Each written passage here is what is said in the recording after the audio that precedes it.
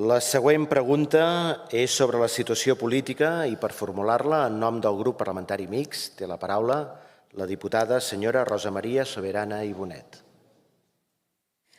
Gràcies, president. El passat 25 de novembre vostè va afirmar davant la patronal PIMEC que els discursos extremistes contra la immigració posen en risc la prosperitat de Catalunya. Una altra de les moltes afirmacions absurdes que se li van sentir dir des que ocupa aquest càrrec. Van afegir també que aquest discurs va en contra de la prosperitat i que Catalunya es juga el futur als barris, amb més habitatge i amb més seguretat. Una contradicció. Els barris amb més immigració s'han concentrat. Són els que acumulen més conflictes, més inseguretat i més problemàtica social. Vostè es presenta com la garantia d'estabilitat i afirma que ha retornat a Catalunya al món. Al tercer món, potser?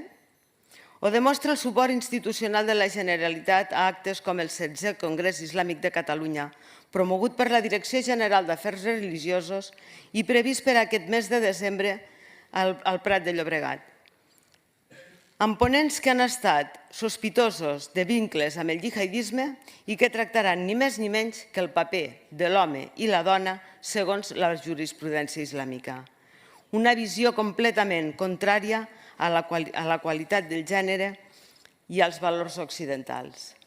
Paral·lelament, la Generalitat ha anunciat un conveni amb el govern espanyol adreçat a monitoritzar el discurs d'odi a les xarxes socials per incorporar Catalunya a la plataforma Alterodio, desplegant així una eina pròpia de detecció de continguts considerats discriminatoris i vostè va definir les xarxes com a centrifugadores per la intolerància.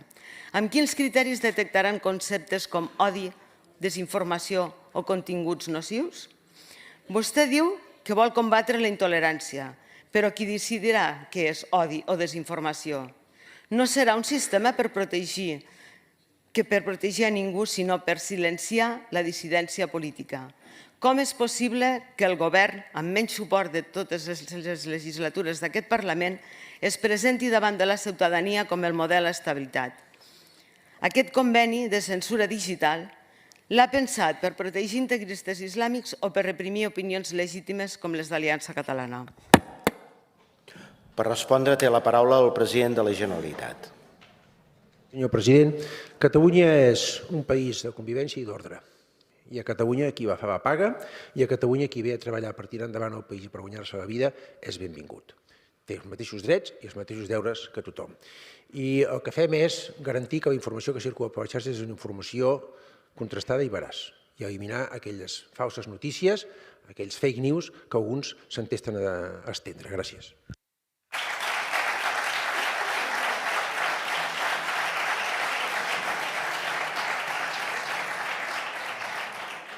Queden 3 segons per repreguntar. Té la paraula la diputada senyora Rosa Maria Soberana i Bonet.